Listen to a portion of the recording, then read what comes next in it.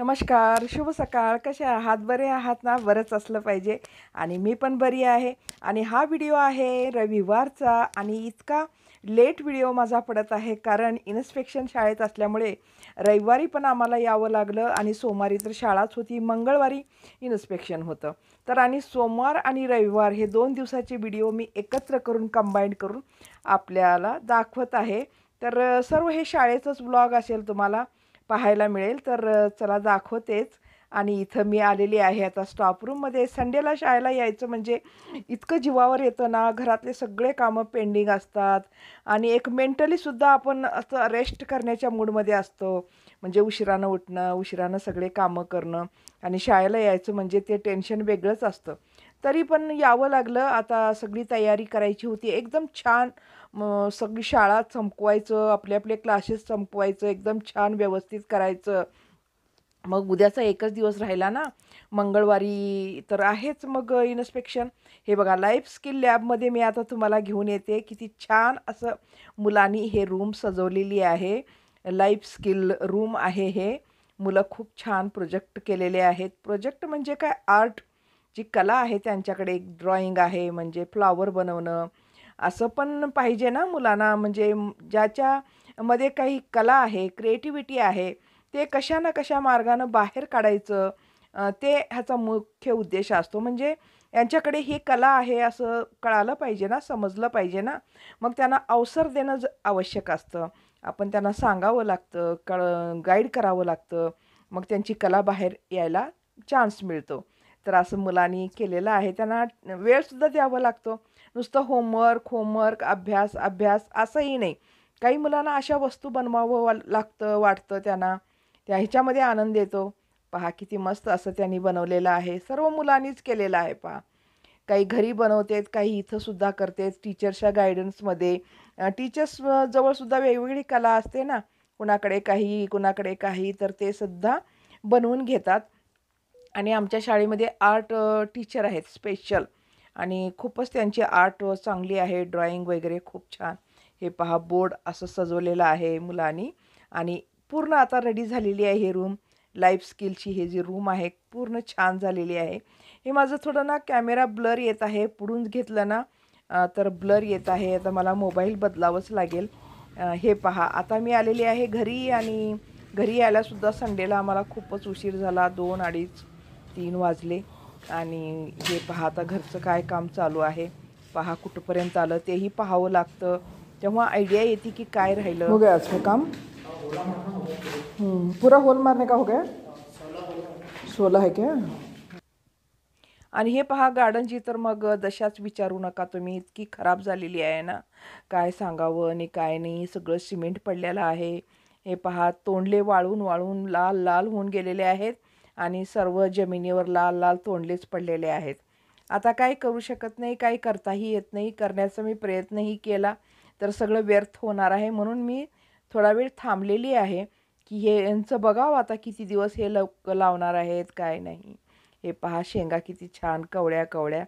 तेच आता मोठ्या होतील ना शेवग्याच्या शेंगा.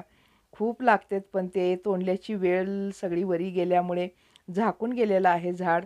हे पहा किती लाल लाल तोंडले झालेले आहेत आणि तेवढे लांबचे तोंडले आपल्याला पोहोचत नाहीत, घेता येत नाहीत. मग ते तसंच झाडावर लाल होऊन जातात, काहीच करता येत नाही. आता सगळी वेल मी काढणार आहे आणि सर्व झाडं थोडी छाटून काढणार आहेत सगळे आणि छानशी जमीन करून मग लावणार आहे. हे पहा अमरूद, पेरू सारखं फळं तर आम्हाला मिळतच राहतात. एक झालं की एक काहीतरी काही थोडं तरी थोडं फळं मिळतच राहतात. हे पहा किती छान आता आलेले आहेत पेरू. आता थोड्या दिवसात ते पण खायला येतीलच. आणि हे पहा खालून असं झालेलं आहे ते मिरचीचे झाडं. मिरच्या लागलेल्या आहेत, कारले थोडं थोडं लागलेले आहेत. हे पहा इथं स्पॉट सगळे एकाच ठिकाणी डंप केलेलं आहे आम्ही. काय करता येणार आता, जागा सगळी इकडं फिरत आहेत ना, सिमेंट पडत आहे म्हणून आता काहीच सध्या लावलेलं नाही. आता आणि परत मी हे आहे दुसऱ्या दिवशीचा ब्लॉग. आता सोमवारचा आहे हे माझा, मी सांगितलेच तुम्हाला माझे व्हिडिओ आता सध्या थोडं लेटच पडत आहेत म्हणून. तर सोमवार आणि रविवार अशा 2 दिवसाचा मी एकत्र दाखवत आहे तुम्हाला व्हिडिओ. आणि परत सोमवारची जी शाळा होती, शाळा तर होतीच प्रॉपर जसं आहे तसं. आणि हे आहे आर्ट रूम आणि ते सर आहेत आर्ट रूमचे आणि आर्ट शिकवतात मुलांना.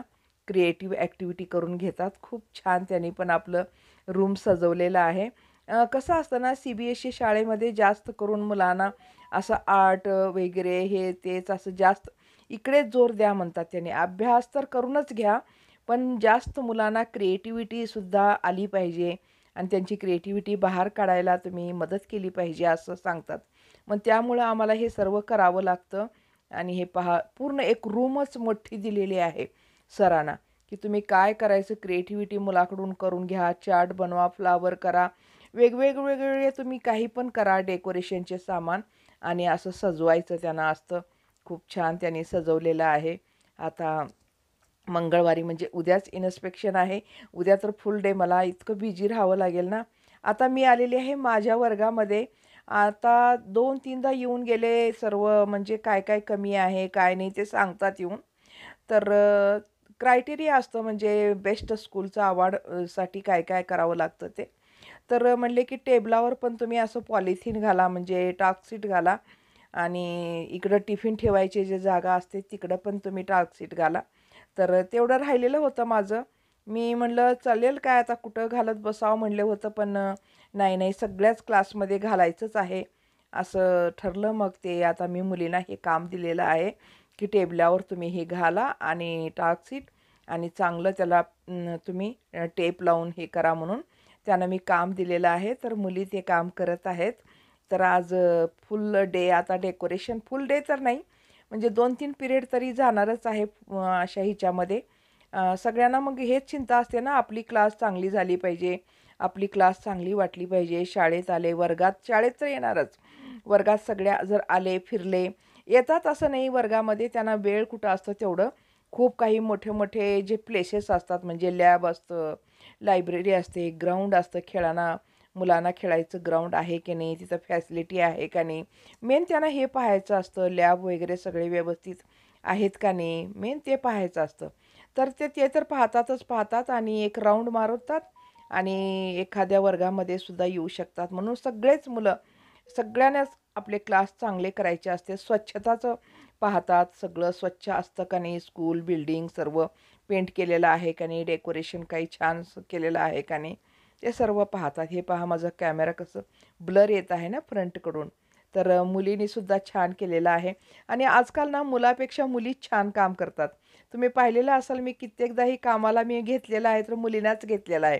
मुलांना ना आजकालच्या मुलांना ना खरं सांगते मी, काहीच काम येईना झालंय. थोडंसं आयांनी सुद्धा मुलांना काम लावलं पाहिजे. CBSEचे मुलं ना खूप बर्डन असतं. बरोबर आहे, शाळेचं अभ्यास खूप असतो, होमवर्क खूप असतो. पण थोडी कामाची सुद्धा आयडिया पाहिजे ना. त्यांना काहीच काम येत नाही. साधं कोणतं पकडता येत नाही, धरता येत नाही. करतात पण वेडं-वाकडं काम करतात मुलं.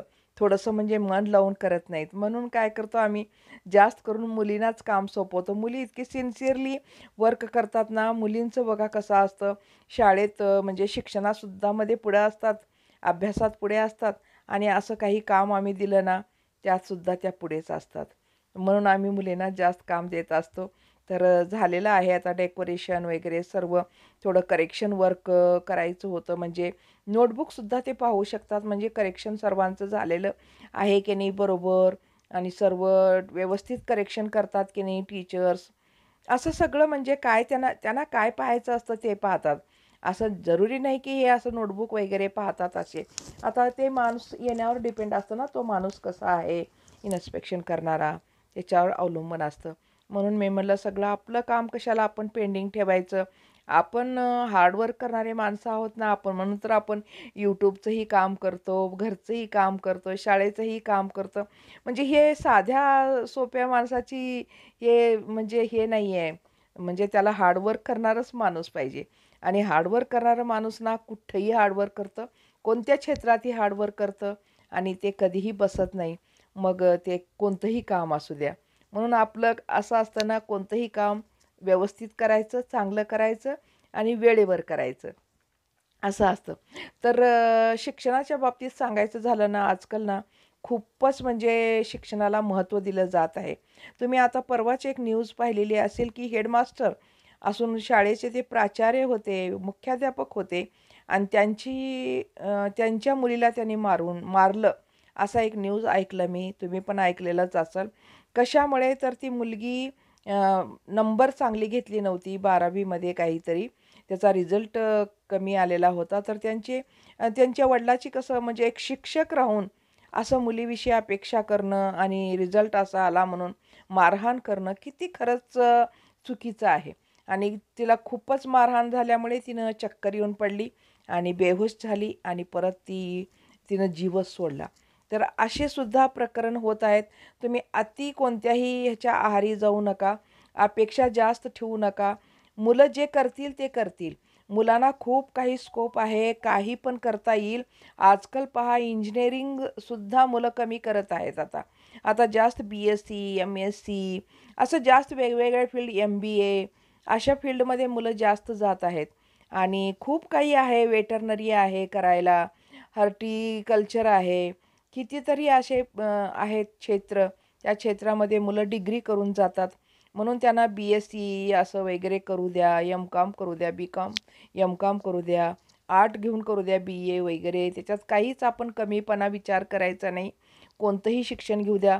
आवश्यक नाही की असं मुलं डॉक्टरच व्हावं, असंच व्हावं, तसंच व्हावं. मुलं मेहनत करायला शिकली ना, कोणत्याही क्षेत्रात नक्की पुढं जातात. ह्यात काहीच वाद नाही. तर चला मग मी आता घरी पण जायचं आहे शाळेतून. आजच्या व्लॉगला मी इथंच संपवते. भेटू पुढच्या व्लॉगमध्ये आणि तोपर्यंत धन्यवाद. स्वस्त राहा, मस्त राहा.